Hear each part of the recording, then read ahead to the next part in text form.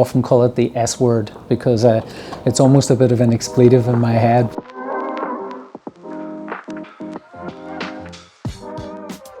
All right, so welcome to a special episode of Tea with Tea. Today I'm joined with Malachy, but why don't you introduce yourself a little bit? Thanks, T. Pleasure to be here. I'm Malachy Martin. I live here in Singapore, and I've been working back at SAP now for a couple of years. Previously worked at SAP a few years back, and I look after anything and everything to do with what we call intelligent asset management. So I work within the digital supply chain team in the Global Centre of Excellence. So I'm looking after pretty much any technology that touches that, and I work as a solution evangelist within SAP. Thanks for sharing that. And you're also a contributor on social media, and I came across an article about sustainability. So let's get cancelled, shouldn't we? So what does sustainability mean to you?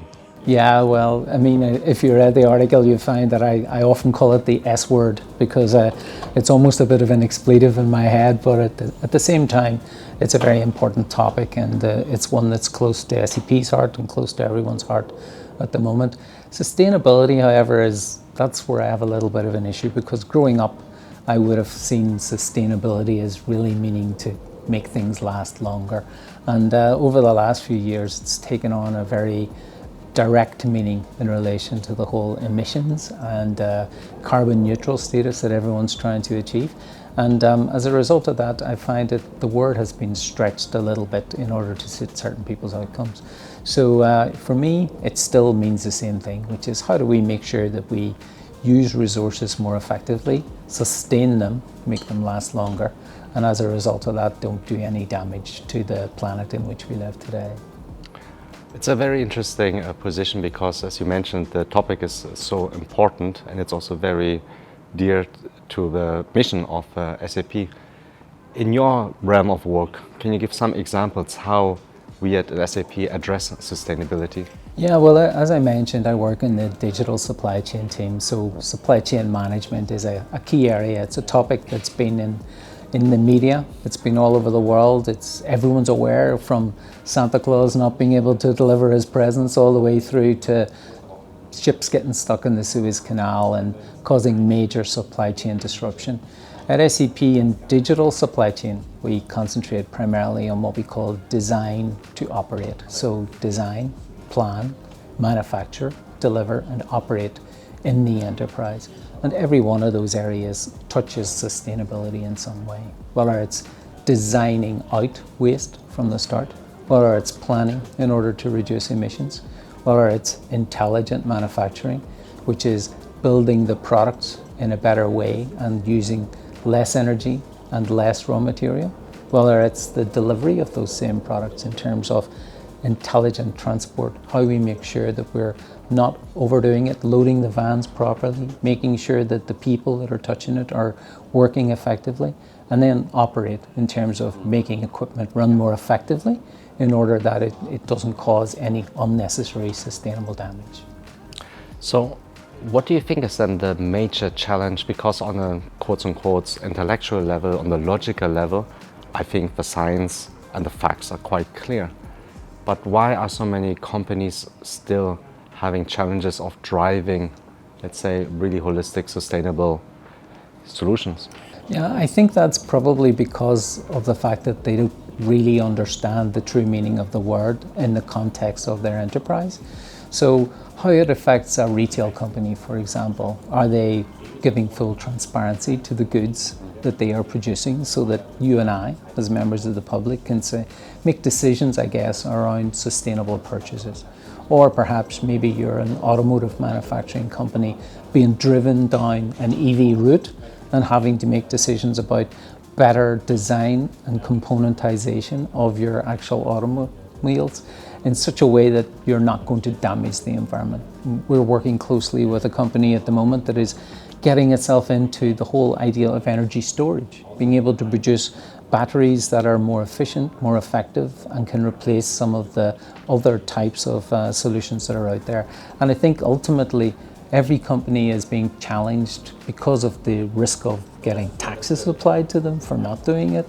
They have been challenged therefore on how to report, how to monitor, and how to be a lot more transparent around their efforts to be sustainable. That's actually a nice segue also for me, because when we talk about business process management in my line of business, then obviously it's also a lot about transparency. And we also actually are supporting a lot of sustainability causes in SAP Signavio. But one thing you mentioned is like getting the right understanding of the word sustainability in the organization. Apparently talking more about it doesn't help. No. How can we apparently then make a concrete, how to say, like in running you would call it crossing the starting line. Yeah. How can we actually get there? Do you have any tips, Yeah, advices? well, I did an MBA about 18 months ago, and the topic for my dissertation, for example, was circularity and the circular economy. And my finding was that we needed to really make sure that the people are aware, right from the top of an organization through to the workers in that organization, of what sustainability can mean to them, but more so aware of how they communicate that to you and I as customers, and almost how we collaborate to make sure that we get the best outcome. You know, for example, a well-known toothpaste brand at the moment is recycling the plastic in their toothpaste tubes, building a new toothbrush that you can keep for longer. But all of that will cost me as a consumer more money. So why would I do that? So if I can be communicated to in the right way to understand how my decision can ultimately benefit the planet and benefit a carbon reduction, then perhaps I'll become more sustainable and want to work more closely with companies and encourage them to produce sustainable goods as well. I love what I'm hearing. So it's about transparency, communication, and collaboration. Obviously, we can talk hours and hours about this topic, and probably we will.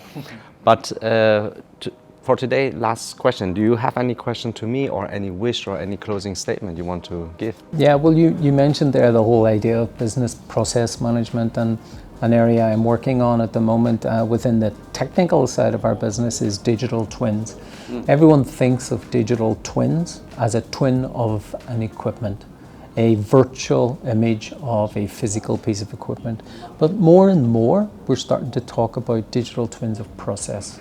And I think if I could ask anything of the Signavio team and our overall business process management outcomes, is how do we bring that process into that digital twin capability as well, so that we're able to get organizations to understand that if they can change their process, as well as changing the way they design all the way through to operate their equipment, then maybe we will be able to collaborate better, communicate better, and get that desired outcome for sustainability.